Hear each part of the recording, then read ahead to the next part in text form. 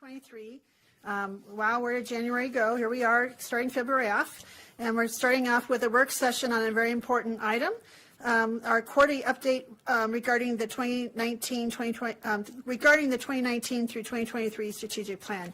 I am Larimer County Commissioner Jody Shai McNally. I'm the chair of the Board of County Commissioners. Joining me at the table are my colleagues, Commissioner John Cafalas, who resides in District 1, and also my colleague, Commissioner Kristen Stevens, who resides in District 2, and I reside in District 3. Also at the table is our County Manager, Lorenda Volker, and our Assistant County Manager, Lori Kadrich, who was for a little while longer wearing another hat as the Director of Community Planning and Infrastructure and Resources, or CPIRS as we say.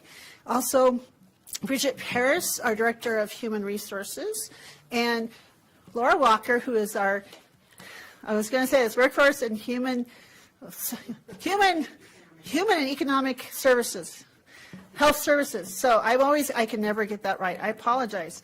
So we are here to get a quick update, and I will kick it over to Lorenda Volker to kind of kick off this important work session because we're coming kind of a milestone. So Lorenda, take it away.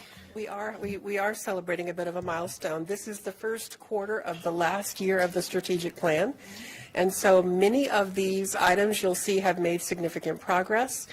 Some are closed out, and some are closing out or becoming operational. And so each of the goal stewards will talk a bit about their goals and the objectives, the progress that's being made and being reported on.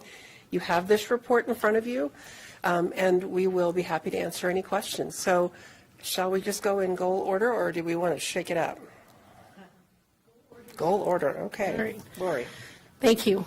Good afternoon, Commissioners. I'm Lori Kadrich, and I'm the Assistant County Manager, and I'm also the goal steward for strategic goal number 1. And strategic goal number 1 has to do with ensuring adequate public infrastructure to support our growing community. And the first objective has to do with regional transportation. And I'm happy to report that this goal I'm recommending become operationalized due to the work that we've done over the last several years. And we also held a work session with the board on January 9th, where we reviewed all the information from the region, the 8 other municipalities, and the work that's been done towards looking at a regional solution to transportation. And what we've learned from the other communities is that this is not a high priority for them at this time, that they have other priorities that are more important to be working on, that they'd like to stay in connection with one another so that we can coordinate any potential grant opportunities or infrastructure improvements. But for the time being, that we would take no further action on this regional transportation goal. So therefore, we recommend that this objective is operationalized, and we'll make sure that the engineering department continues to coordinate periodic meetings to see if there's been a change in the desire to move forward with a regional effort, and or coordinate any projects that we might be able to seek grant funding for or do together. So, Lori, this does not end the collaboration that happens between the jurisdictions. Engineering will still reach out to our partners. There's a work session coming with you all about financing road and bridge transportation improvements. That is separate from this, but we'll continue to seek grants and partner with our other municipal agencies that we abut. Colleagues, do you have any questions or comments? I have one quick comment and a question, but I'll see if you have some at first. Commissioner Cafalas.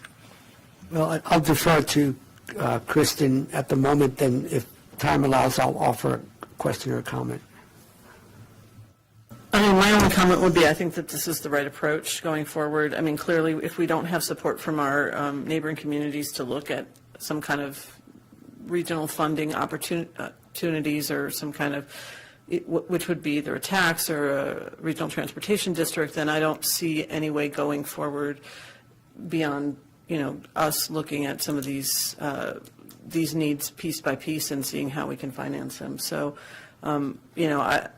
I think it's a shame that some of those conversations didn't go further, and I think it's a shame that especially the conversations around, joint projects and what's the word I'm thinking of? But some development, helping to pay its way kind of conversations didn't really take off, I guess. But I think that we are where we are, and we have to just move forward. I'll look forward to the work session on, some financing opportunities, but I think that if people have other priorities, there's nothing we can do about that, so thank you. Thank you, Commissioner. Commissioner Kafalis. Thank you. I think that Commissioner Stevens is correct that this is the right approach. My question, two-part question,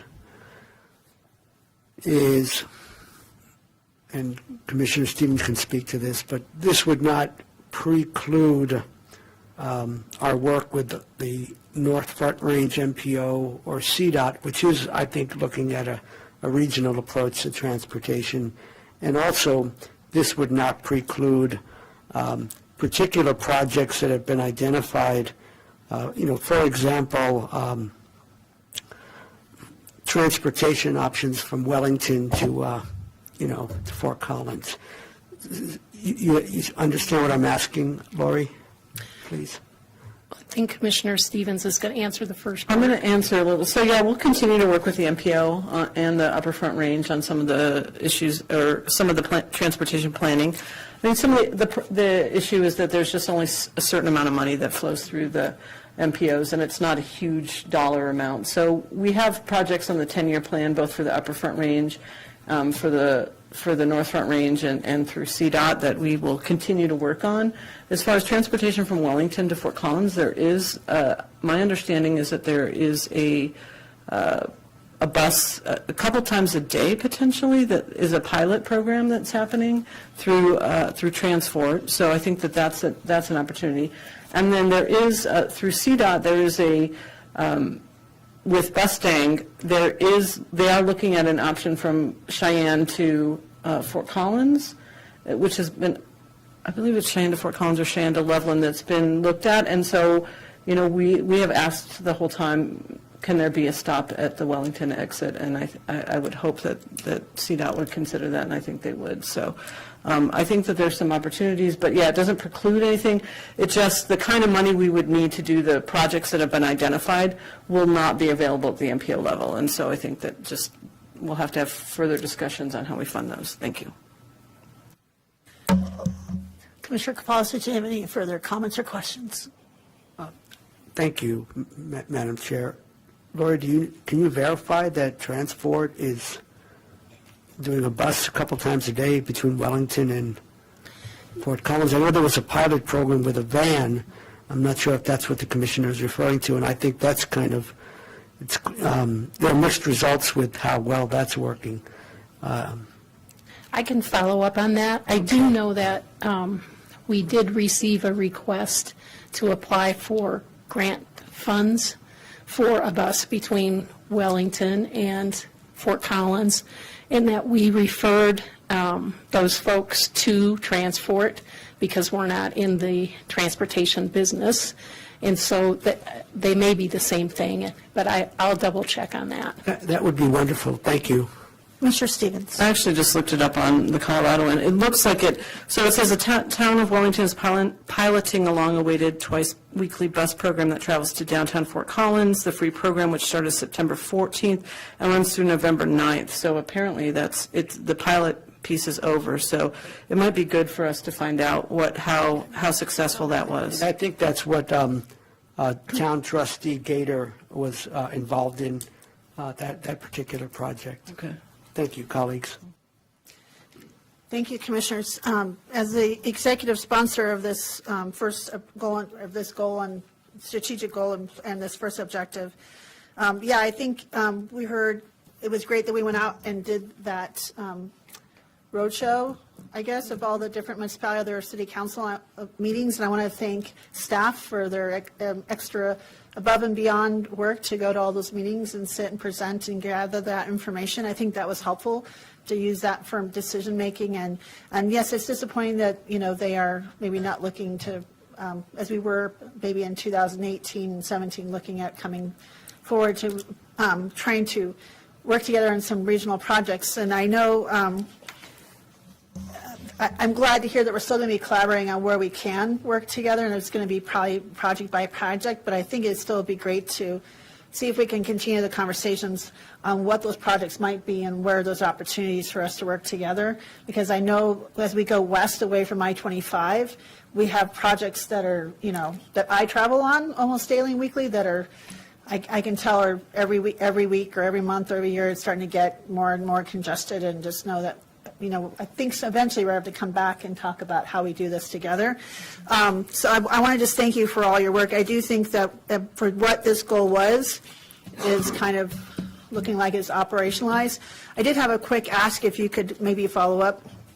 Is last night I was at the Fort Collins State of the City, and I was approached by Congressman Negus's staff, and they quickly congratulated me on us receiving a Safe Route to Schools grant for a certain project.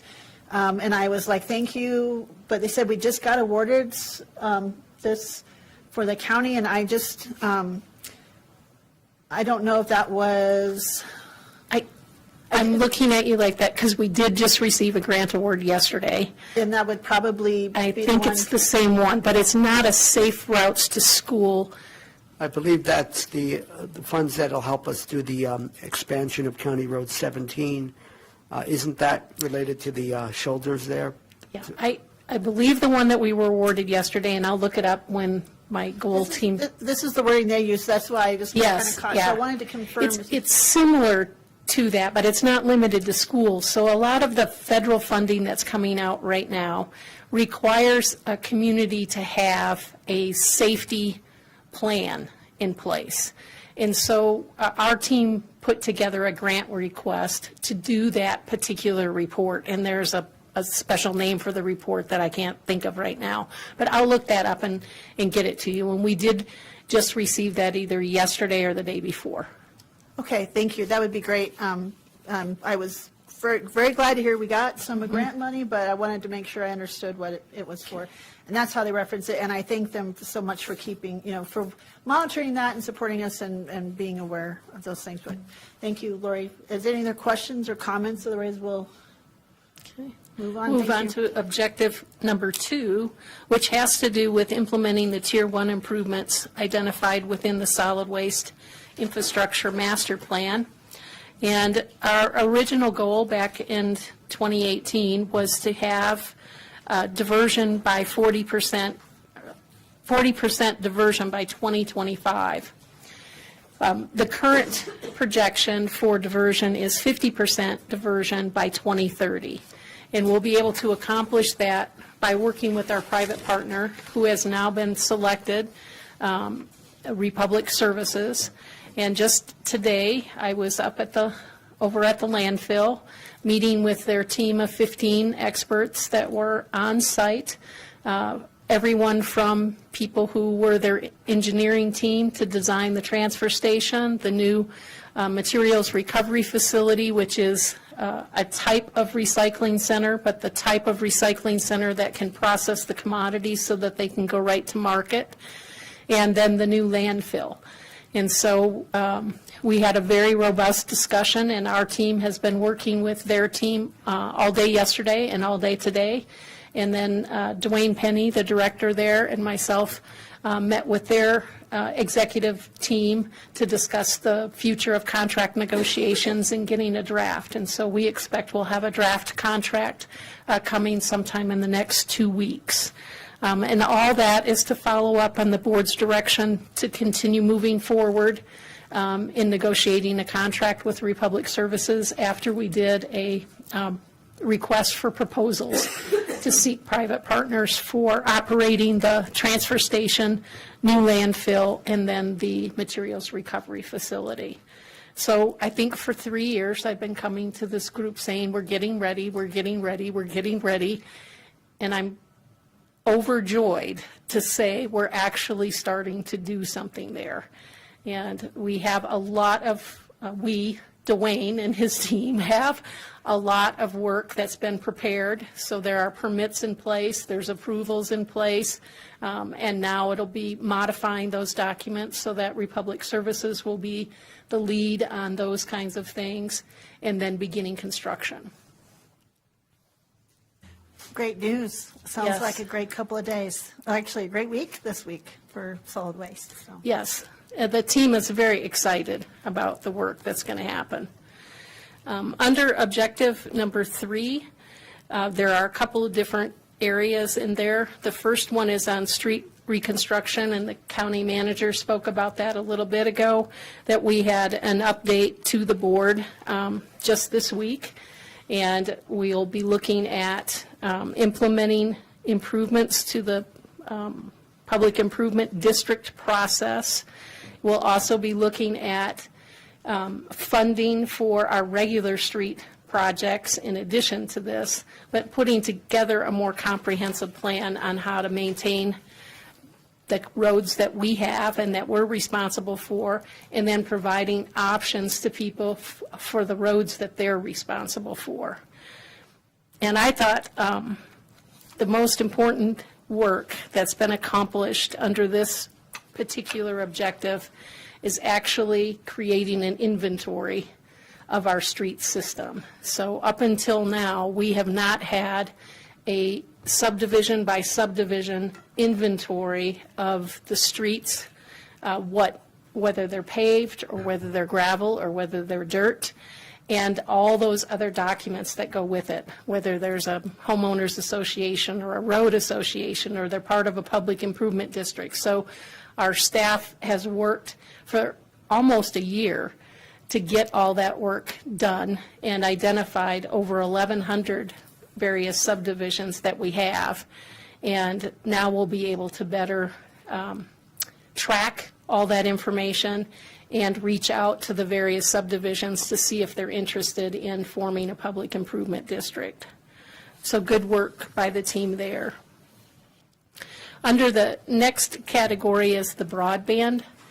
And what I did for this section is I took information from the January 18th update that was provided to the Board of County Commissioners, and I just listed the work that's going on for broadband. And obvious, it's an immense amount of work by our information technology division or department, particularly under the leadership of Mark Faffinger.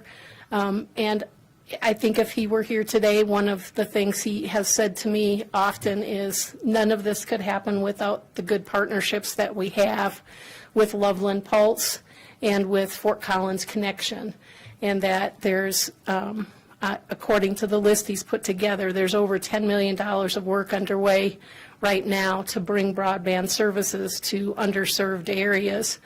In addition to that, we've negotiated a contract with both of those providers so that the county will receive 25% of the gross revenue share on the internet packages that are sold through these projects. And I know that the board has that on your retreat agenda coming up for how those funds might be used and reallocated either into broadband or into another area. The next item is one that I would like to seek board direction on as well, and that has to do with our water and our wastewater goals. On the water one, I'll give you the update that we have requests for proposal process in place to do the next phase of the study. We had a meeting on that just this afternoon, and there have been 3 proposals that we've received. We don't know the results of that yet, but we'll be evaluating those coming forward. The area I'd like to seek direction on is on the wastewater side. You might remember, it may be a couple of updates ago, I asked for $50,000 for our team to do a initial inventory of an existing conditions report similar to what we did for the water plan on the wastewater side. And so you authorize that money, And the team began to evaluate that project. And after evaluating it again, they came back to me and said, we're not sure we should do this work. And the reason for that is, with the water study, we're not a water provider, and we're not a wastewater provider. But with the water study, at the end of it, we're likely to make some recommendations for land use code or code changes. But when the team looked at the wastewater side, they thought, I'm not sure what role or what action the county would have, even if we did the existing conditions study. And so we would recommend at this point that we turn the $50,000 back into the county budget and into the goals area and set this work aside unless and until there's some kind of regional need for this study and for the county to participate in it. Thank you, Lori. Colleagues, do we want to, there's two things to talk with that, 3 areas. Do we want to take one section at a time to make comments on and on this subjective, and then, or do you want to just comment on all 3 at once? Because we could talk about the solid waste and the broadband and then the wastewater. Should we just start on the solid waste for that part and see if anyone has any comments or questions on that part? Commissioner Stevens? Yeah, I mean, just to say that I'm really grateful for the work, but yeah, I think that we're largely operationalizing this, and I think we have some goals around certainly have some goals around the diversion piece, but as far as the solid waste piece and the landfill, I mean, I think that it's sort of on its way to being, for the decisions to have been made, so. We still have the second request for second proposal for the Okay. emerging and diversion technologies. And I'm glad that you reminded me of that, because I agree completely, once that next phase is done, that this one could be operationalized. Thank you, Commissioner Stevens. That's exactly why I kind of backed that up, because I was going to mention that is, I think we can say, if we get that other, that other piece done, that we can say this piece is operationalized, and so I wanted to kind of make. Then I'll be closer to Bridget, because she's had a few of hers operationalized. Thank you. So then I thought we move on to the street reconstruction. Colleagues, do you have any comments on Objective 3 for the reconstruction on the streets? And Commissioner Fallis? Well, just that I thought the Monday's work session on the road maintenance and your point earlier in your presentation about, one of the more significant takeaways is the inventory of the roads and their conditions and whether they're paved or gravel, et cetera. I think you're absolutely right. And I appreciate that our engineering folks were, there's still a lot of follow-up to do. And I think there were some good ideas about education. And I think there's a commitment to trying to figure out how do we address the equity piece, neighborhoods that have a need, and yet forming a PID or perhaps an LID is challenging. And is there a way to help address that? So I just thought that work session was very informative, and I think it gives us a path forward. Thank you. Thank you, Commissioner Gonzalez. I happen to echo a lot of his comments, but I wanted to say, I think this is a very complex and very large challenge for the county, especially when we have what they said 1,100 county subdivisions, and half of those have road associations or private roads, which really complicates this. And I think first defining the problem, and then be able to have that amount of work going in for a year to have that data set and where these are and what the condition is, and be able to target or strategically target areas that we could address sooner than later, and where those roads are at, and know that there's a certain point where we don't want to let them to get past, because it's a lot cheaper to maintain than to have them to continue to degrade, that we have to do replacement. I think it'll be a really valuable tool, not only for this board going forward, but for onward for future boards going forward. I think it's really a valuable tool, and I think the presentation this week, I agree, was great and fantastic. I think they've done a lot of work and a lot of out-of-the-box thinking, and I appreciate their initiative to do that and the innovation there. And I think when I was thinking about this is with that community outreach and engagement, we're doing this with the communities instead of to the communities. And I thought that was important, that we're reaching out, educating and helping them understand, because sometimes when we're out and about, we're like, well, the county doesn't even take care of the roads. And so trying to help educate folks and make them kind of an engaged, informed partner as we're trying to solve this challenge, I think is really going to be beneficial in so many ways, and developing that trust and partnerships is a huge immeasurable piece that I think is going to come out of this project as well. So I think,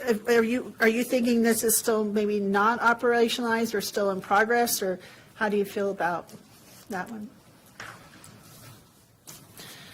That might require me to think a little bit more. My initial reaction is, when I first got here, one of the key questions was the county going to change its policy in terms of how roads were maintained, whether it was going to be the responsibility of the property owners or whether it was going to be the responsibility of the county. That was the largest policy level decision. The rest of the work that we've been doing since then is trying to implement the policy to ensure we could get information out to the community. So it may be something that is very close to being operationalized. Okay.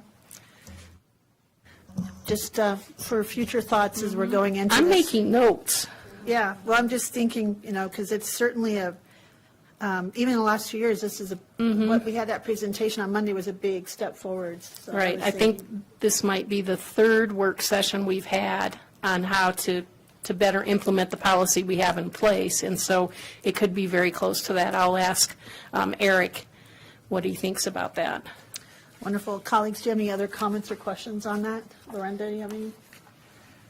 No, I think I wouldn't want to call it operationalized until Eric is comfortable calling it that, because we want to leave the focus on it so we continue to work this problem. We still have the issue of PIDs in underserved areas that we need to resolve. That's kind of the last piece of how this financing mechanism could work. So I think maybe it's possible at the next quarterly update, we'll be ready to call it. And I'm certainly not in a rush to call it operationalized, because I think we're really starting to get some traction here, but I just, to use a pun, we're getting traction like road traction. But I think that it's important. Sorry, I'm trying to be funny today. It's been a long day. I think that we've made a lot of progress this last few months, and so I think that's why I'm kind of excited to kind of just note that progress, to see if we're getting close. But definitely, I think you're right. We don't want to take the focus off, because we need to figure this out, so. Okay, so the next, so sorry, Lori, I'm just trying to go this one by one. So broadband, because these are huge areas individually. So broadband, just a note to my colleagues, I'll speak at the end, but I did have a meeting with Mark Faffinger, who's kind of spearheading, leading this charge, so I can share that at the end. But colleagues, do you have any comments about the broadband piece? Comments or questions? So I had a really great conversation with Mark this morning, and we should be seeing the IGA for Fort Collins coming soon, that we had very similar to what was happening with Loveland. So I think that's another big piece. It looks like we're moving forward with some really strong collaborative progressing conversations with Timnath, who is bringing some financing to that part, some significant, to help to bring that out to their region, which is great. We're also looking at, I'm sorry, Laura, you don't mind me adding these in, so, okay. And then also, we're having some conversations with Wellington. We're actually going to have a meeting next week to kind of just explain to the whole board, kind of explain this concept and what we're trying to do. And then in Berthoud, we're able to actually, they're looking at some financing, but also we're starting to really fine tune and identify sections of Berthoud, if we can get down from South Loveland through some unincorporated areas between Loveland and I hope you guys are interested. I hope you're not interested. I eat and breathe this stuff sometimes. But through unincorporated parts of Larimer County, between Loveland and Berthoud, which would help connect those areas, but also some key anchors getting into Berthoud and then getting out on the highway towards I-25 to create this loop, which would be really powerful and important for that growth out there. As you know, Commissioner Stevens, with your work with the MPO, there's a lot of things happening out on that interchange and stuff. So we think we have a cost of that, how that might be, and so that's really exciting. But I don't think we have that in our budget, but we can certainly see how we can piece that together with our partners. And then we're really excited about this mountain, that Poudre Valley REA applied for this grant for the mountain campus. A lot of people are buzzing about it, so I think it's got a lot of energy. And I will also be having some meetings with the Colorado Broadband Office soon, and I'm really excited about that, to see if we can kind of show why Larimer County is a good place to achieve the governor's goal of connecting the entire state. So a lot happening here. I like this word fiberhood. So I think that's something to think, because I know other projects have their names, and maybe we're the Larimer Fiberhood, I don't know, but we're always looking for this collaboration and partnership. We're still looking for a project or partnership name. So, but anyway, that's just lots of things happening. I think when we get to talk about prioritizing that next layer of out in the rural areas, because this is really important to get this out to the harder to reach areas that historically the incumbents have not tried to serve, that we're going to need to really look at the cost and seeing how we're going to prioritize that. And because these ones are probably more likely to be able to get some of this funding that's coming down from the BEAD money and those other projects. So just a quick update since I had that meeting this morning, but we're making progress.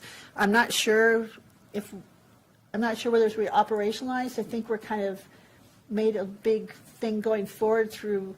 We're talking about that, but I'm wondering if there's if we're maybe a phase 1, phase 2, maybe we're kind of through phase 1. I don't know. So we're going to probably talk about that a little bit. Thank you. Oh, Commissioner Kafal, sorry. Go ahead. Thank you. I now have a question or two. And Lori, I'm wondering, what is the status of extending broadband internet to mobile home parks in the growth management area? For example, Poudre Valley Mobile Home Park. I don't know if Park Lane fits into that. I'd like to finish my question, please. And I have a second question related to that. So I'm curious about the status of those, because I know that we're making some progress there. And also, I'm grateful that we are making progress in the southwest quadrant with Timber Ridge Mobile Home Park. But I seem to recall, Lori, that someone had reached out to me from Harmony Mobile Home Park, and they were asking, when are we going to get service? And I did pose that to Mark, and I suppose, Jody, you might have the answer to this one. But he said he would follow up with Connection to see what a potential timeline would be to, at least have the option of extending Connection services to Harmony, and how that might work with the county. Well, I'm hoping Commissioner Shattuck McNally has the answer. Otherwise, I'll get it and get it back to you. Yeah, sure, thanks. Commissioner, I would be more than happy to follow up with this, with those questions, but I do have an answer if you. Well, then I guess we don't need to follow up if you have the answer. I'd like to hear the answer, yes. We're moving through the list of those projects, and I think it's, once we get the IGA done for Collins and others, that would also help with the progression of these projects. We also have potentially a new partner in this space that we're having, I guess the county's having some meetings with, and these folks are it's a private partner, private sector partnership, potential partner who specialize in bringing broadband services to mobile home parks. So we would partner with them, and they would bring potentially some capital funding that would help expedite this project. And those are brand new conversations that we are exploring to see if we can expedite those services for those. And those parks those projects are being moved through as we move down the list of priorities. And that's, if I may, that's great news.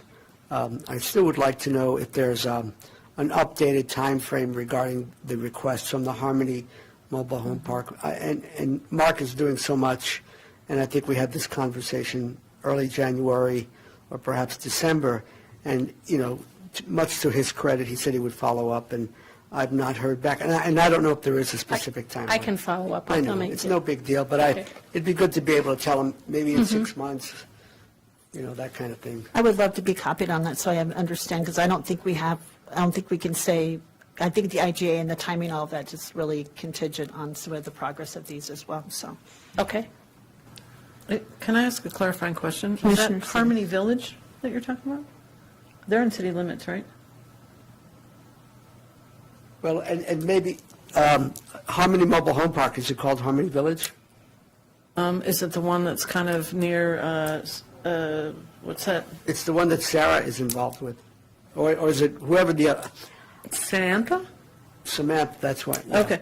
I believe that's in city limits, so we can probably get an answer for them, but that would be, Yes, and that's why Mark said he would follow up Gotcha. with Connection to find out, and maybe there's no role for the county, but he said he would find out. That's all. Okay. So if I might suggest, we have a pretty robust broadband master plan. We've worked phase 1 of it, and we continue to work in partnership with all the municipalities who are interested in helping with grant writing and that sort of thing. It feels like, based on the actual objective, which is to expand broadband services within unincorporated areas, we could call this particular piece operational. It is a service the county provides. We built a structure around it. We funded that structure, and we'll continue to work that master plan. But I'm not sure that more will be more operational than what it is today. So I think we could call this one operational. Thank you, Lorinda. I would agree. I was just thinking, since we're going to be prioritizing the fiber hood outside of that the urban fringe, as Mark calls it, that might be a continuation of a phase 2. That's what him and I were talking, that maybe as a, I don't know, maybe selfishly as a commissioner is really anxious to get this done.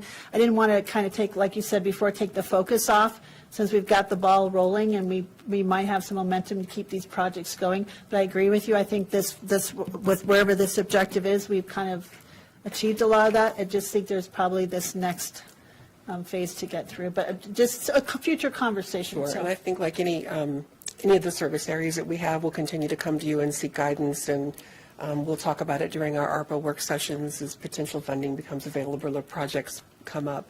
So I don't think it will never go away. This is a thing the county does now, which I think is a great improvement over where we were 5 years ago when we started this work. We're now involved. We have a plan. We have partners. We have an engineering firm, and we have a budget. So thank you all for your support for that. Thank you, Lorinda, and I'm super excited about the progress we made the last year. So, all right, so wastewater, Lori, just the last part of at least this objective 3, just so we can kind of break it apart, because there's just a lot in that objective 3. Colleagues, do you have comments or questions on the questions about the returning the $50,000 to the wastewater, to the projects fund, you said? The goals fund. Goals fund, and then further comments or questions about what Lori shared with us today. Commissioner Kafalis.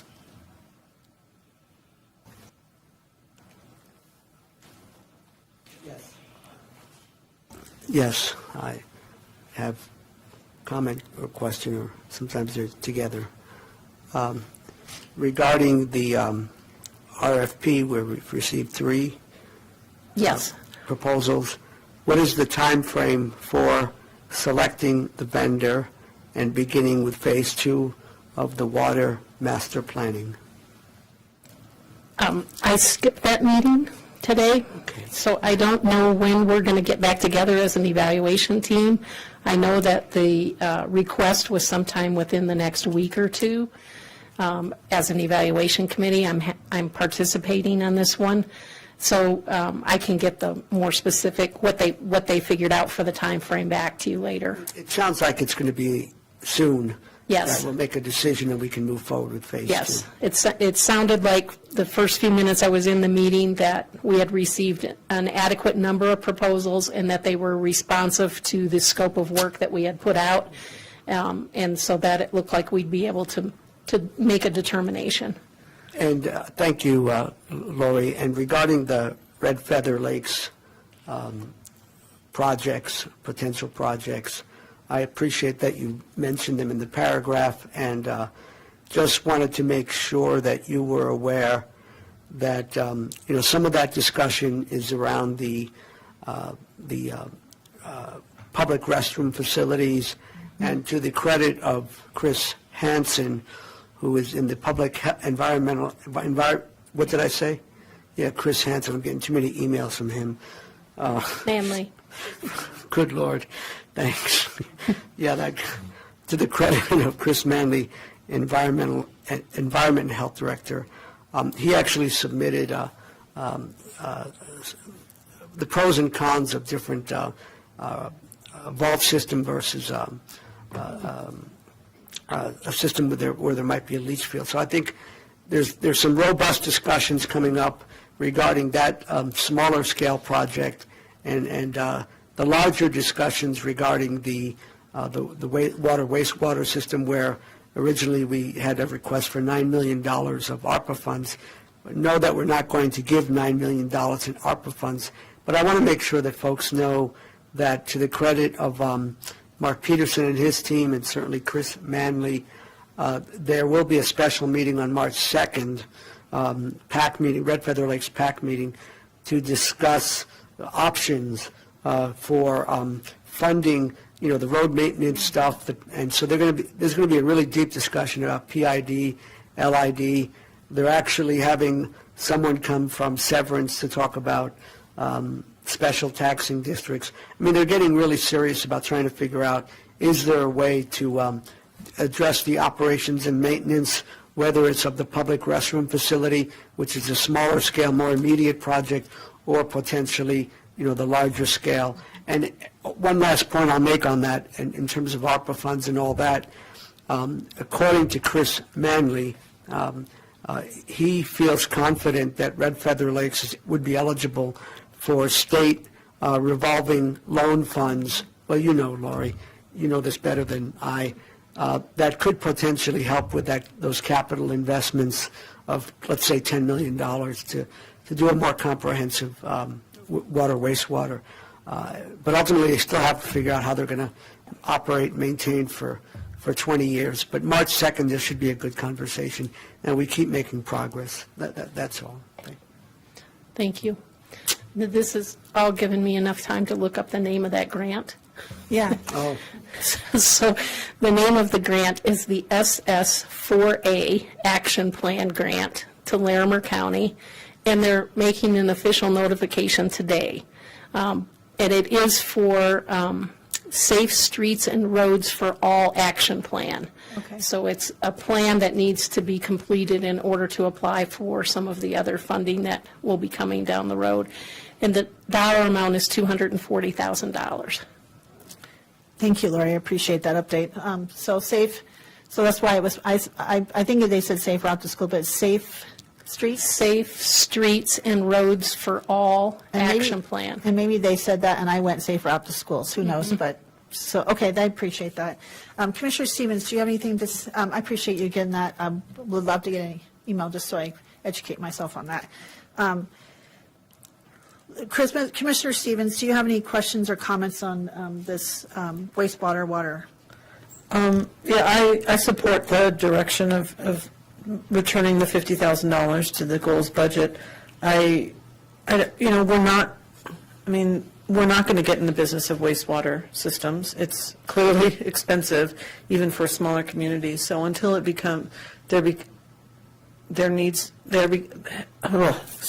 I'll start over.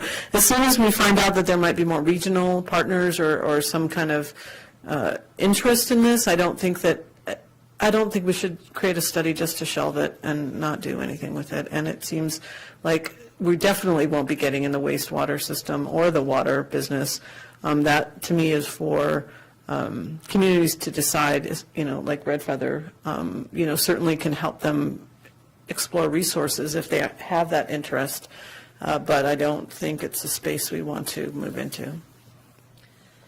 Thank you, Commissioner. And just to be brief, I echo her comments. I agree with that direction to return the 50,000, and look forward to hearing about the continued conversations and learn more about what the RFPs and that looks as we continue those conversations for Red Feather, because I know we all care about Red Feather. I've got family that lives up there too, so it'd be great to hear about that. So with that, are you ready to move on? Did you get what you needed from objective Did, 3? and the first 3 objectives is where I had the most to update you on and the most direction that I needed. Oddly enough, on objective 4, all of the areas, flood-related hazards, water sharing strategies, and the B dam are the same as they were last quarter. So there's no changes on those, and there's no direction sought. Great. So Lori, thank you for your stewardship of this, and especially with your multiple hats you've been wearing the last few months. And thank you for all those updates. Certainly a lot going on in that space, and great to hear that we're making some great progress. And any questions or comments on top of that, colleagues? Okay, we'll move on. Lorinda, did you want anything about our goal number 1? I continue to be impressed every time we do one of these. You hear about these projects in bits and pieces, but to see it in one place, the same will be true for the other 2 goals. Really good progress is being made on things that we weren't really paying a lot of attention to, which is the point of the strategic plan. So as we wrap up this one, know that we're working on planning for the next one.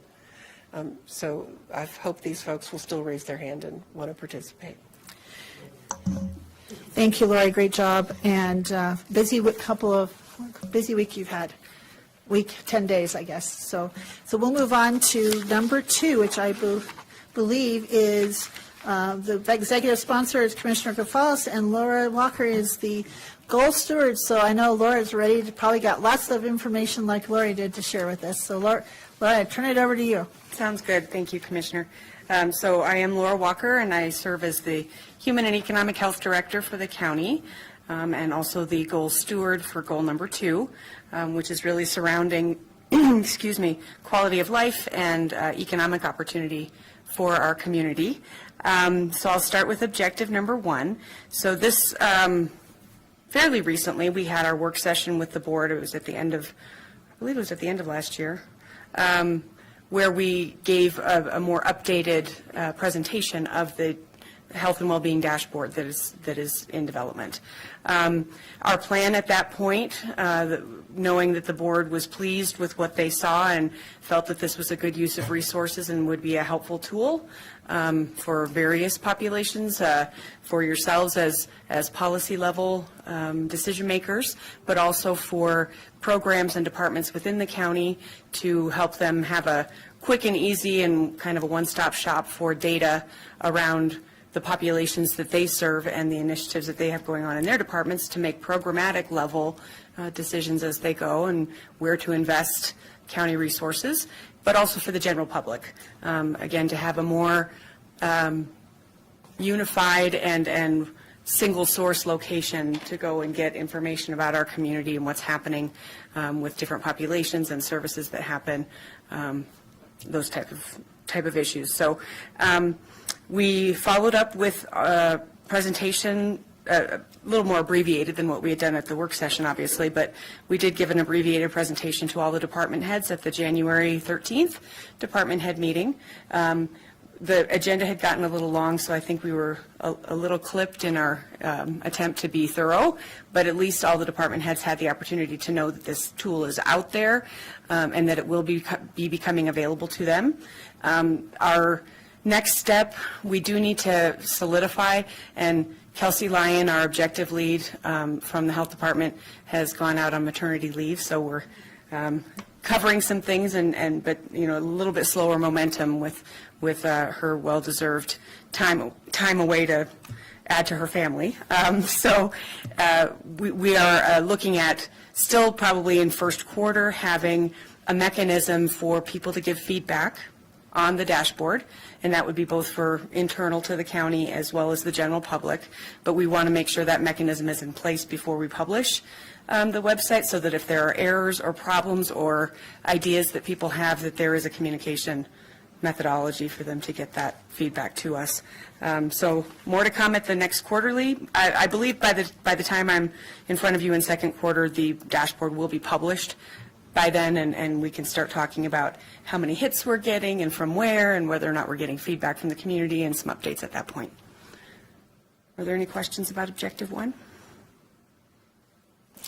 Commissioner Kafalis. Thank you, Madam Chair. Thank you, Laura Walker, Human and Economic Health Director, who works with Chris Manley and other folks. Could you explain the third bullet? Requests for proposals will be issued to facilitate primary data gathering, et cetera? So at this point, the population epidemiologists folks over at the health department have been able to build the dashboard to its current state without getting some of that primary data collection at the local level. It is going to be part of the expansion of getting more of that data. The other thing that is not throwing us off, but providing other input at this point is that the health district has not finished their data analysis of their community survey, and we also have community data gathering coming up for the CHIP, the renewal of the Community Health Improvement Plan that's required for our public health department to have. And so I believe we're using the data that's currently available without doing primary data collection with particular populations, but we would like to keep that in the plan so that as these other data sources are showing us some of those trends, that we wouldn't be duplicative in going directly to some of the populations that we need more information about. Commissioner Stevens, do you have any question or comments? I do not. Thank you, Laura. I'm really excited about this dashboard and how valuable I think it will be for the entire region and our community. So thank you for the work, and thank the team. So I will pass that on. Great, thank you. Okay, so objective number 2. This one does have some proposed new objective language. I believe I've said at a couple of the sessions ago that this one was requiring a little massaging, and I'll tell you why. The original language had a benchmark of decreasing the unemployment rate. I almost said increasing the employment rate, but decreasing the unemployment rate for residents with disabilities in the county by 5%. There are a number of different reasons that this specific number in this area is difficult. The first one is that we had extreme disruption for 3 years with COVID, where employment for people with physical and other types of challenges became nearly impossible. And so it was very difficult to start new assignments and new employment opportunities for people who have a profile where they may already be compromised physically.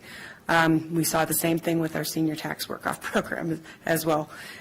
Also, this 5% is extremely difficult to measure because of the way that employers don't have a requirement to report to any kind of central location how many people who identify themselves as having a disability are employed by that employer. So because there's no mandatory system for all employers to do that, it becomes very tenuous to really look at a percentage and know that that's an accurate representation of change being made in this industry and in this area. Also, I had a difficult time even finding solid evidence of how the baseline was determined when this this objective was first written, and I was not the goal steward for the first couple of years for this goal area, so I was coming into it with these objectives already well established, but had to do some assessment as we went. So I'm going to read the new suggested language from this objective team, that by 2021, Larimer County government will pilot strategies to increase the recruitment and retention of persons with disabilities as county employees. By the end of 2023, Larimer County will have committed partnerships with organizations in the community and internal programs that increase employment opportunities for individuals with disabilities at Larimer County. Larimer County will also collaborate with the larger community through sharing best practices. So maybe I'll pause there to see if there are any questions or concerns about the proposed new language for the objective.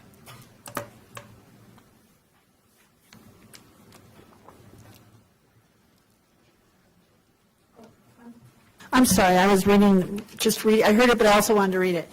Commissioner Kafalis. Yeah, thank you. I think this is an appropriate adjustment, change to the objective.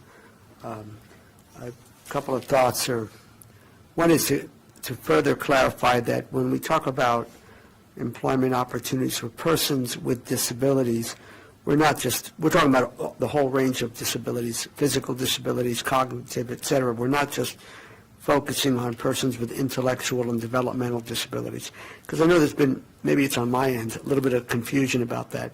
Would you clarify that, Laura, please? No, the intent has always been, and the purposing of Nicole Berg's position in HR to being the inclusion administrator has always been to be completely holistic around that. Okay. And also, it's very important in this work, I believe, this is my opinion, to really allow for people to self-identify and not have certain black and white standards for what we would consider to be a disability. So self-identification becomes very important in this space, so that people can tell us what they need from an employer in order to have the best employment experience they can. Sure. Just a quick follow-up. Yes, sir, go ahead. Yeah, thank you.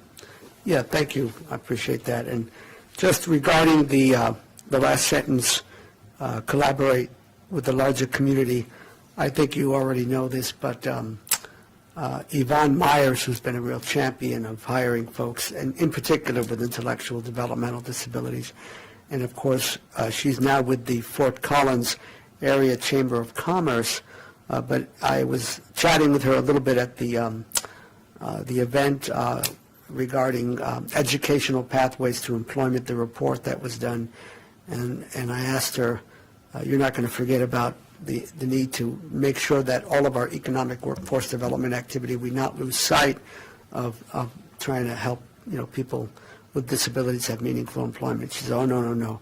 So, she's a good partner. And then one other thing that may be not directly related, but something, I don't know how much we get into the policy realm or if this is something Nicole could take a look at. There is a bill that I just saw that was introduced recently. It's a House bill. I can't remember the number. I have it back at my desk. But it would actually, one of the challenges with the legislation we did around Employment First for persons with IDD was around, they opened up an office, Employment First office, but funding has been an issue. And this particular bill would appropriate $1.5 million per year to keep that office open. And if you're interested, or somebody, I can go back later and get you the bill number, and perhaps somebody could take a look at that and see what they think. Yeah, I'll make sure that both our Human Services Director and our Economic and Workforce Development Director have a heads up about that so that they could be looking at it from both of those lenses. I'm pretty sure Senator Rhonda Fields is the Senate sponsor, and I can't recall who the House sponsor is. Okay. Thank you. Thank you, Madam Chair. Sure, Commissioner Kafalis. Commissioner Stevens, do you have any comments you'd like to add to this? Yeah, I just want to say that I approve this language. I think that the change in language is good. I don't, especially if we don't know where we got those numbers from, and knowing the challenges that we've had over the past few years around employment of anyone, but, people with that might have health issues or other issues that I think that this is a good way to move forward. And I'm really glad that we're going to have those roundtable discussions with employers to share best practices, because I think that there's always that initial trepidation, of how can we make this work. And I think we've have examples where we showed how it can work and that it's helpful. Yeah, and it's a very similar trend to what I've seen in workforce development over the years as well, is that there's been a pendulum swing from a very social work focus on the clients that are being served and doing very thorough case management and assessment and those type of things, and not as much attention paid to the employers and really good education of the employers and making sure that they're really ready so that these matches are as successful as they can be. And so I think over the years I've seen that trend go back and forth, where sometimes it's extremely client-focused from the agencies that do these services. Sometimes it's very employer-focused, and it always seems like we're trying to find the balance in the middle. Well, thank you for helping to find that balance. And yeah, I mean, we all know meaningful work is really important to just your well-being, right? And so, you know, I really like that we're working on this goal because I think it's hard. I think it's but definitely worth doing the work. So thank you. Thank you, Commissioner Stevens. I won't repeat a lot of what was said. I think I support the proposed new objective language change. I think that it's comprehensive for what we're trying to do, and I think it is sometimes hard if we're not really sure what the 5% and how we're going to measure all those things. It's really important to have a goal that we can actually achieve and not just kind of go for a number, but actually, I think this is kind of setting that foundation for going forward, and I think that's kind of important. So it sounds like there's some really great, innovative, and maybe leading the way kind of work happening here, and I want to thank you for that. It's really kind of exciting to hear about kind of some of the conversations and thoughts we're having in that area. So, Lauren, did you have anything you wanted to say here? I guess I'll say this is an effort that is really a team effort. So Bridget is sitting next to Laura, and so what she does and her team is really provides that linkage between the departments who may be interested but don't know how they can use a person with disabilities, what that work might look like.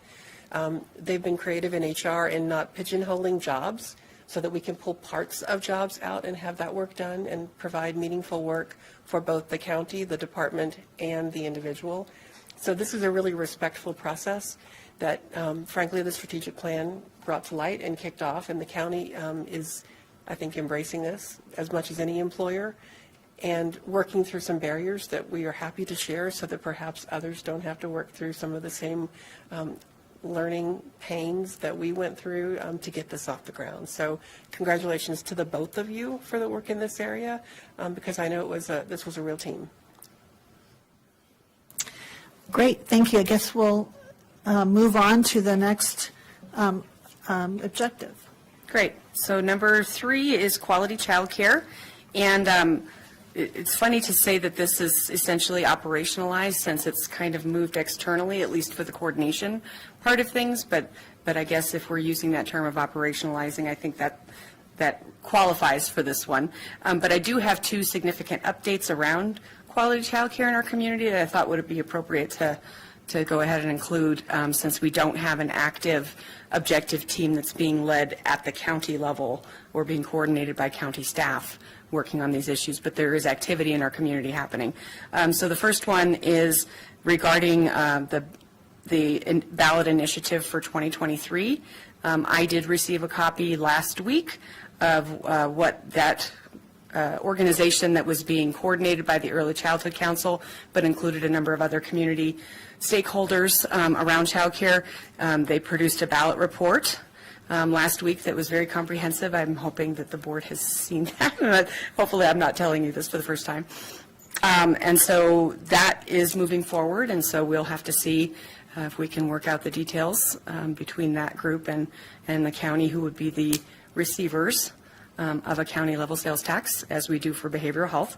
So, but hopeful that the community at large is ready to address this issue, because I don't think there's any question that additional funding would help bring this industry forward and increase both access and quality for childcare, which is essential for people to be productive employees.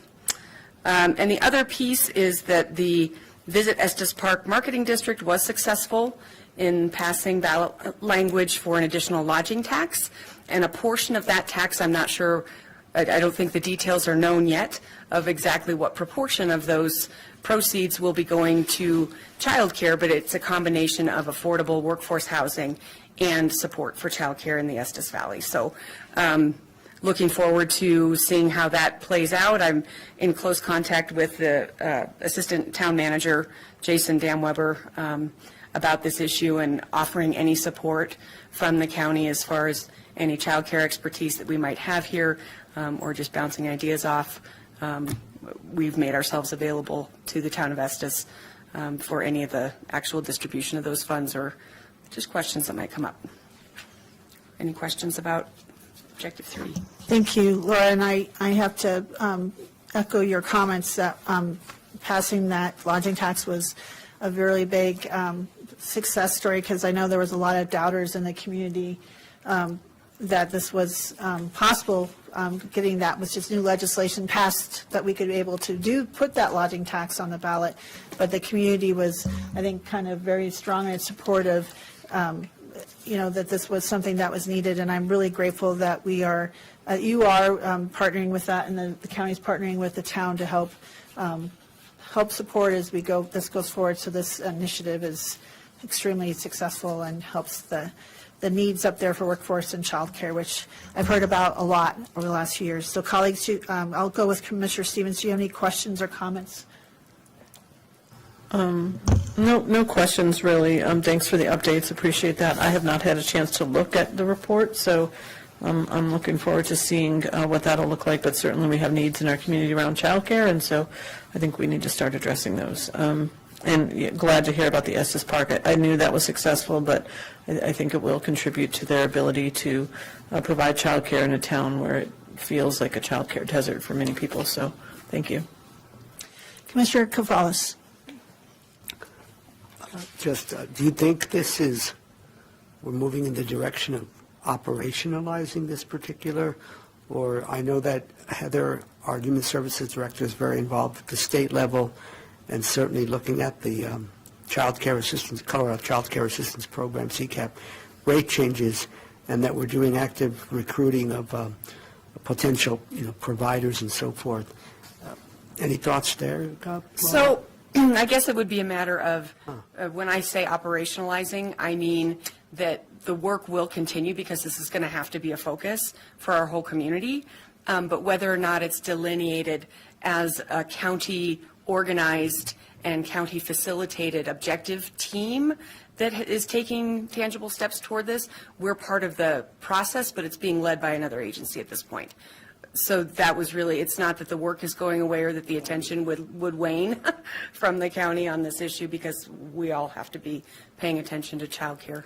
So do you think it would be wise to perhaps wait till the next update before we make a decision to operationalize this, or do you think it's ready now? I don't think I need a decision or direction from the board today to call it operationalized. I was just reflecting that, it's a bit of a misnomer, because to me, when I hear that term, I always think that it is a county operation that's going to continue. When I think of operationalizing, I think of it being internal, such as on the last objective where Nicole Berg will continue in her role as inclusion administrator in HR after the end of 2023, when this cycle of the strategic plan closes out. So, but no, I'm not asking for direction from the board to make any changes to the status of this one today.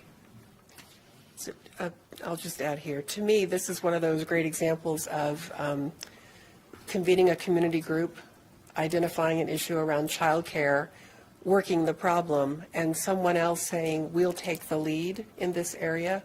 And now we're on their team, but they're taking the lead. And so I think that's a leadership role the county can play, is getting some momentum behind a subject. Certainly everyone knows childcare is an issue, but putting the partners together at the table revealed that we don't need to take the lead on this one, that it's still happening. So I think that's a real positive of what a strategic plan can do. The county doesn't have to own everything, but we certainly can participate, support, help, provide guidance. And you will be asked to weigh into this at some point this summer. So this is not going away. It's still coming forward. And I believe I shared the report electronically, but I also have paper copies for you all to hand out. I meant to bring today. Great. Okay, I think this area of childcare is complex and ever evolving, and just another multi-sector, multi-partner, multi-regional kind of, how we bring everyone together. And I think every area has its own challenges, so it's certainly complex. So I look forward to seeing the continued conversations as we go forward. But Well, and in my experience, having seen so many social issues that get worse as people get older, as people grow up, and if there's instability from the beginning, you can't get much farther upstream than except for prenatal care. You can't get much farther upstream than offering quality childcare for families that need it.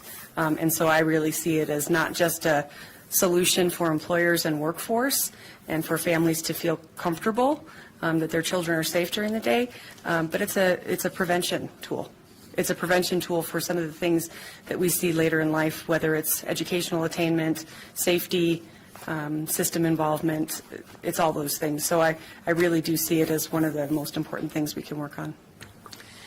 Thank you. Laura, I guess we're ready to move on to the next objective. Perfect. So housing affordability is objective number 4, and the board just recently had our work session to further focus which of the programs that are options and appropriate for the county to become involved with. So Aaliyah Rodriguez, our Housing Stability Program Manager, made that presentation a couple weeks ago, a week ago now. And so highlighting that 3 of the 9 items that she brought to the board as potentials are already in progress, and those are to update our housing authority intergovernmental agreement between Larimer County and Housing Catalyst as the Larimer County Housing Authority. That is already in progress, and Aaliyah is working with Housing Catalyst and our county attorneys, and we'll be bringing that back to the board, obviously, for formal vote at an administrative matters meeting. Also continuing with some housing preservation programs. You're going to be hearing actually later this month an update at our Human and Economic Health work session about the sunsetting, unfortunately, of the Emergency Rental Assistance Program, but that is still in play at the moment, and we still support 3 other programs in the county that support housing preservation and homeless mitigation. So, and we talked about those at the work session. And then, of course, the consultation is still in progress between our Community Development Department and Cascadia as the consultant that was hired to do an assessment of our land use code from the lens of housing affordability specifically. And then my plan is for the other 6 potential programming options that were brought to the board. We are working through a potential funding matrix of where we would suggest that investment could be made for those different programs, some of them as ongoing costs, potentially some of them as pilot programs. And I'm going to be sitting down with the budget office, Aaliyah and I, tomorrow to walk through our thoughts and have them really take a technical lens on it. And then we'd be bringing those decision items back to the board in some fashion, I think, before the end of this month. Great. Colleagues, do you have any questions on that? Commissioner Stevens? No questions, thanks. We just had the update, so appreciate that. Appreciate the work that you're doing. This is such an important space, and as we see, about 30 bills coming out around affordable housing at the state legislature this session, we know that it's top of mind for a lot of people. So I think that having a jump start on it is good. But thank you for the work. Thank you, Commissioner. Commissioner Kafalis. Thank you, Madam Chair. Just 2 comments. One is that perhaps offline we could have a conversation about the meeting I had with this particular citizen resident who had some interesting ideas about, people who might own a few properties who are interested in charging, affordable housing rents, and, what we could do in that space to incentivize that. So maybe we could talk about that offline, and sure. He's willing to do some additional research, but I'd like to chat with you about that. Okay, great. And the other thing is, I think I had sent an email out asking if we were planning to apply for a Proposition 123, the ballot measure, but I guess the CCI had or was it CCAT, a survey asking if we were going to apply for a planning capacity grant, and I wondered if anyone knows anything about that, because I don't think I got a response back yet. Yeah, so I had asked Aaliyah to help me provide a response, since she's been more deeply involved in both the CCAT and CCI conversations around Proposition 123.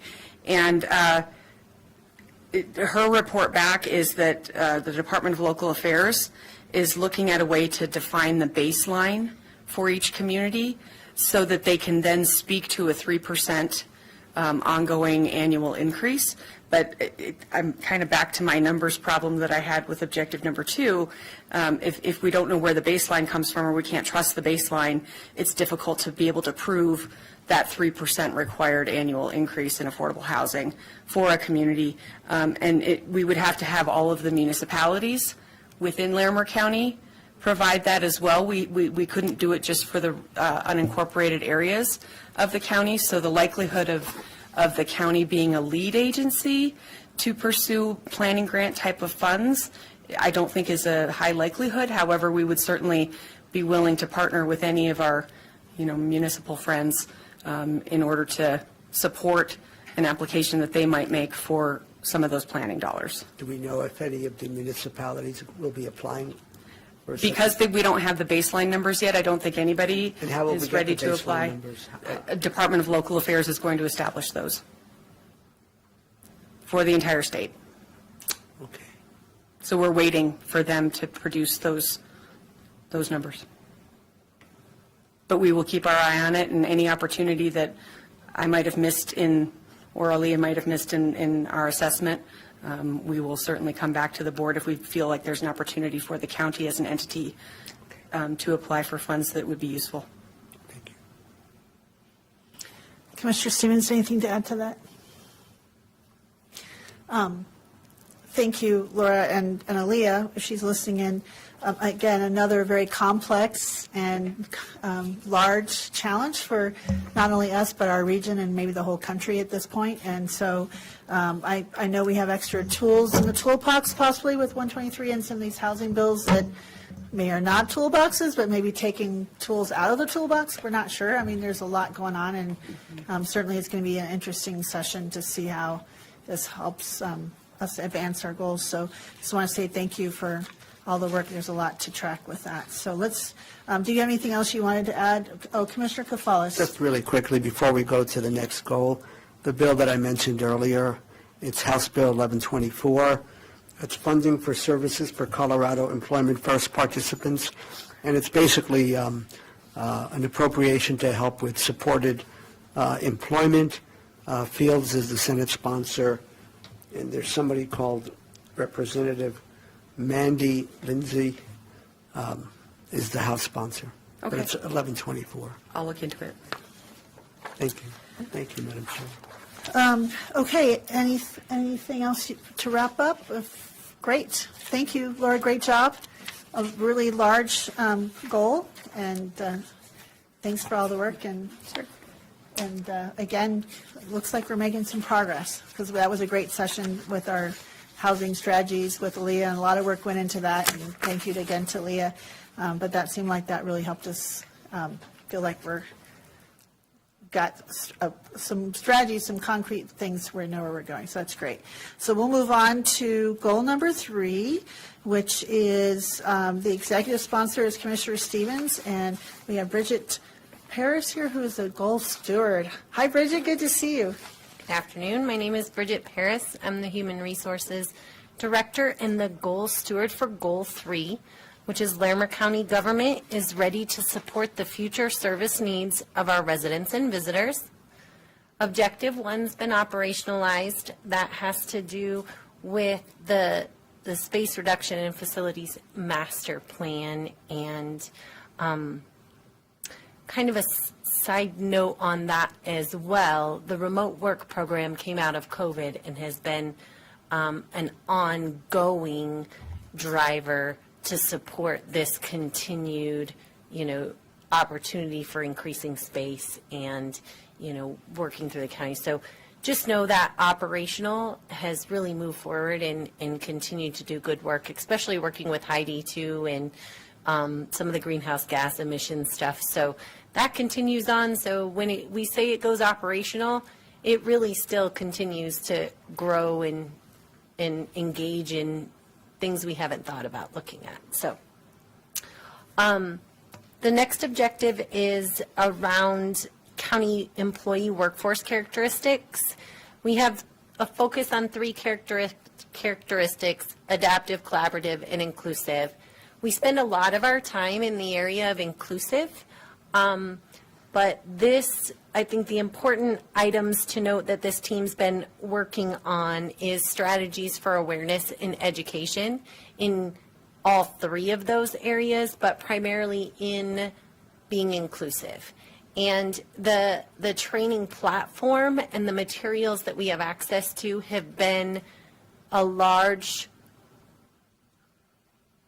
I think I'm going to go ahead and call it a hurdle to get through.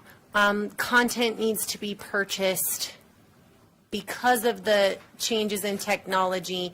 The way the platforms are delivered is you buy access to portals that have training content. You no longer buy the training material itself, where you buy a certain file or a certain item. So navigating opportunities for education and awareness in different areas of inclusion have been fairly difficult, whether we're looking at disability, whether we're looking at race and ethnicity, whether we're looking at age or generation-based awareness. So each training company that is in these specific areas tends to really focus on their specific area. So the team has made some good headway. We've had discussions with multiple vendors and gotten some estimates and quotes talking about how we could integrate it into our current training platforms. So hoping to have some decisions and some direction on those training tools and opportunities. I'm hoping, by next quarter, but it has been a little bit more difficult than we had expected. We were hoping to find good partnerships and good content. The struggle is when people give you their content, it's hard for them to restrict it for a period of time. So they want a lot of money up front for a single opportunity. So continuing to work through the training and the development hurdles that come with creating a not overwhelming but effective awareness and curriculum plan for employees. In terms of looking at our progress and beginning to measure how we're doing as an organization, we have implemented over the last few years several measurement opportunities that allow us to look at those characteristics.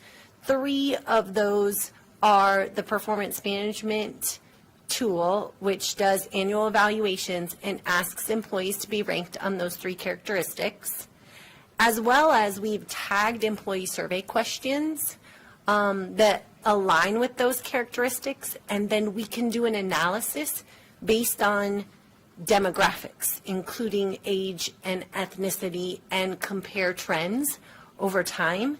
I'm excited to report, and this has not been released yet, but it's coming. We made favorability metric progress on every employee survey question tagged in the inclusion category except 1. And good progress, like 4 to 5 points of favorability. So that's pretty exciting.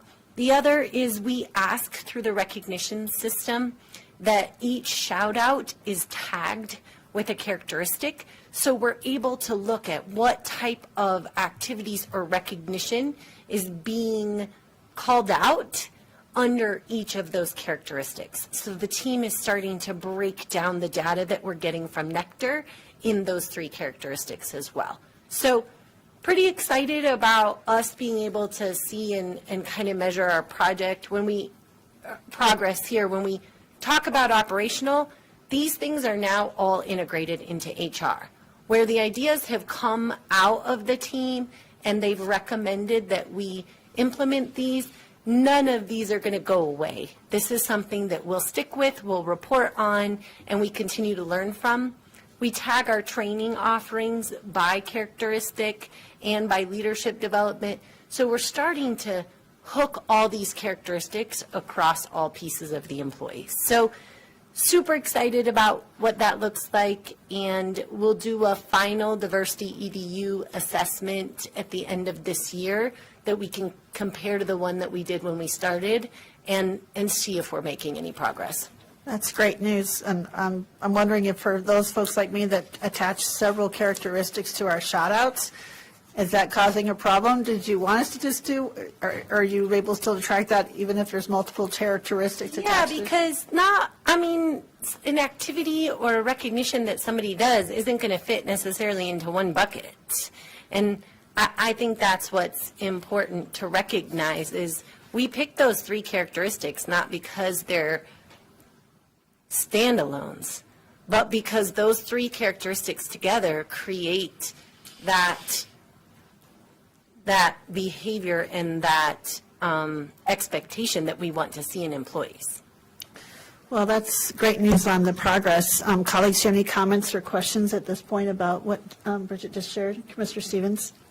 Yeah, so thank you, Bridget. I'm really glad to hear that that employees are seeing that we're making progress and employees are feeling better about some of these issues that might arise.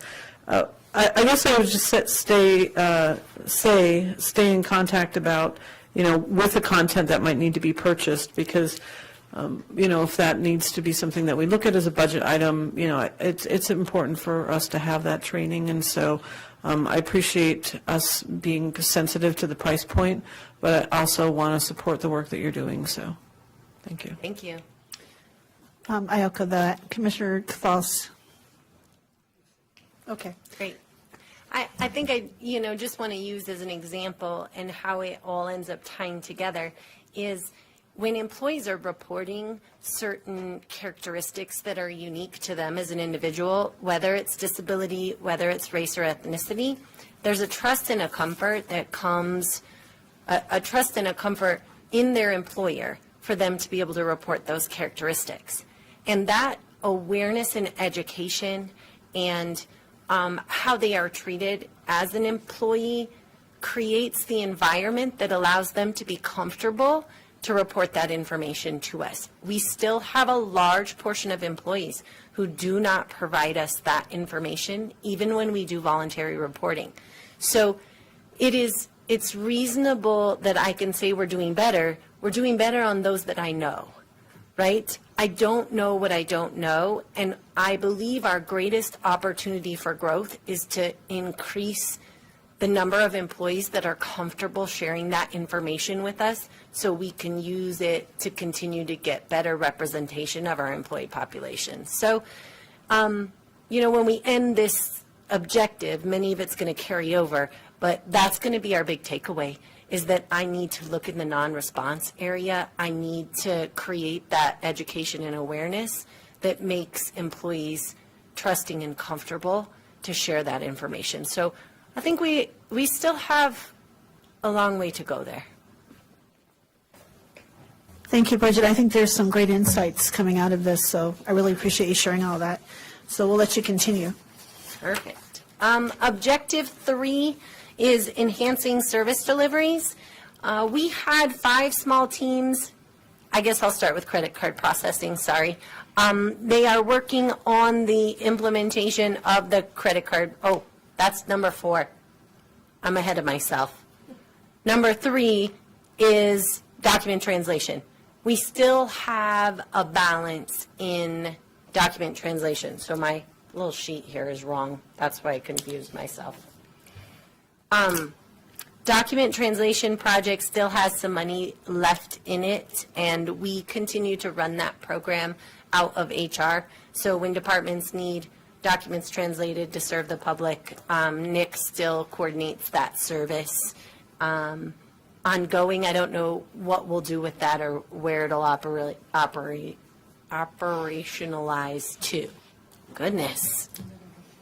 I think it was Friday. And I think there what we're learning is departments are figuring out that what they need to translate, what documents are critical to their services, what services are people using where they're asking for translation.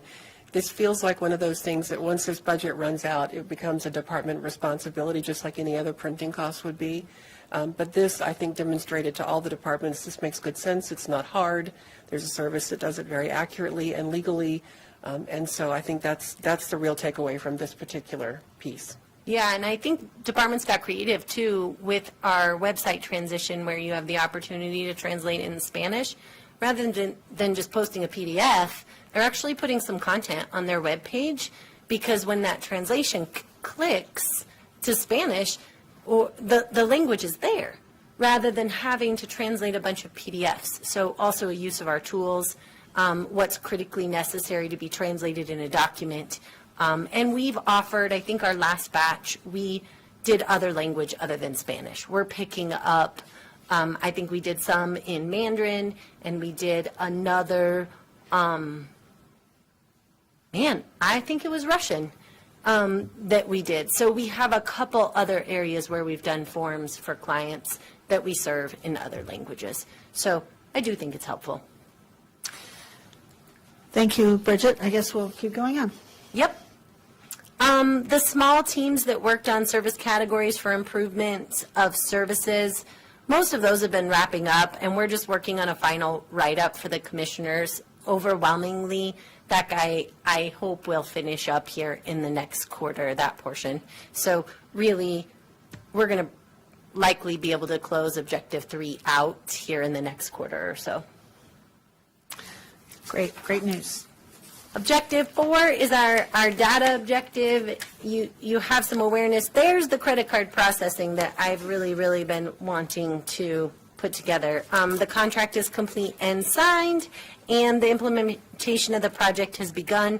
A lot of great feedback. I believe it was you, Laura, that shared how supportive and excited Extension was about this, that these opportunities to use shared services, as simple as credit card processing, have really been big wins across the county for small and uniquely funded departments.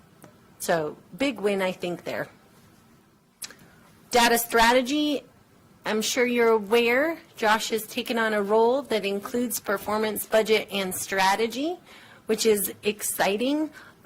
This performance piece will have the data program manager under Josh, and will begin to operationalize the services for creating the data governance and the sharing of data and the use of data countywide. So, Yep. And if I may, I would just want to say how much this work is supporting Objective 1 in my goal area. There's been great coordination between these two teams. And so as the framework can get built by the team in Bridget's area to have proper data sharing and governance, we're hopeful that internal data to the county, which could be really valuable, again, for guiding programmatic decision-making and policy-level decision-making, these two things are going hand in hand, and so it's been really helpful to have them at the same time. Thank you for sharing that. That is helpful. It's kind of neat to see how maybe these are overlapping. So, okay, thank you. and Bridget? climate is operationalized under Heidi's work. Environmental sustainability. I'm going to try and get rid of Objective 3 next time we come so that I'm down to 2. I feel like it's a race. I made good progress. I know you did. You're catching up, Lori. So, thank you. Great. Well, well done. Great work. And these are all really, may not be as shiny bells and whistles as others are, but they're really critical pieces to advancing a lot of our goals and helping the county be such a great organization and agency that's getting services out to residents, and all these things coming together support our employees and our staff, but also the programs we're working in, how critical they are to all come together for supporting our guiding principles and all of our goals. So this is, I know a lot of people are like, think maybe that we're just kind of going through this, but really this is exciting to hear how this is all coming together, because this is helping us continue to reach our goals and progress as a county, and staying innovative and really doing the best job we can for continuous improvement for serving our residents and being good stewards of our taxpayer money and taking care of our natural resources and so on. So I just want to commend you all for being here today and all these updates. Pretty exciting for quarter one of our final year. Colleagues, well, first I'll go to Lorenda. Would you like to have anything you'd like to share? Because I know some of this stuff is some of your passion area, like human resources and things like that. It's remarkable the changes that are being made, but also the fiscal support you all are providing. So when we identify a need, a position like the data program manager, it exists now because it's important to you. This is a value of yours to use data to make decisions across the organization. So for the public, it is a partnership. It's the employees coming up with ideas, running those by you, getting those policy level decisions, and then working those into a budget or not, or deciding that that's not what we're going to do and go forward. So your direction is really important. Your leadership on each of these goal areas is really important, and collectively what you do to support the plan is what makes it successful. So thank you for that. And thank you all for your work and your teams. I hope that they're feeling like they're accomplishing things as well. Thank you, Lauren. Commissioner Kafas, any comments or questions at the end of this presentation? Thumbs up. Commissioner Stevens. I'm not sure I can get shorter than that. I think, ditto. Thank you for your work, appreciate it. Yeah, I'm really excited. Commissioner Shattuck McNally, or our chair, alluded to the fact that maybe these aren't as exciting, but in strategic goal 3, maybe that's why they fell into my lap. But I actually think there is some excitement here, and especially around a data program manager. As we always pride ourselves on making data-driven decisions as an organization and as a board, and so having someone who can, further define the metrics that we want to use to make those decisions, I think is really important, and really, that different departments can share their data with other departments to make those programmatic decisions is really important as well. And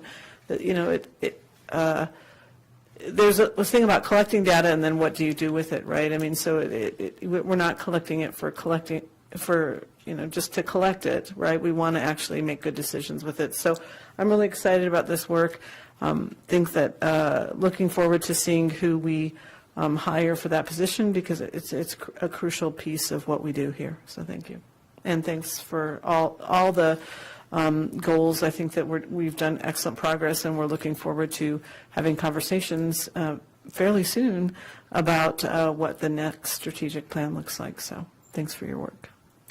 Thank you, Commissioner. And I did not mean, I was not employing anybody's certain area, because I could say, talking about volatile toilets or wastewater is also sometimes not very exciting, or bells and whistles, but they all come together for helping us advance our county forward, and I think they're pretty exciting. But for some people, they might be thinking, why is this important? Well, they all coming together is really important for advancing the county. And I want to thank you all for this update today.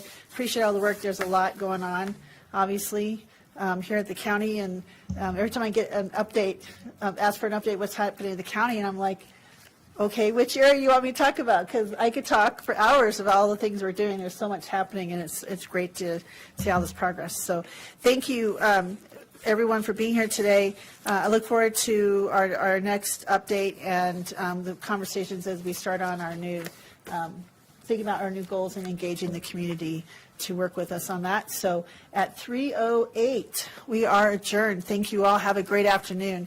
And happy February and happy Black History Month.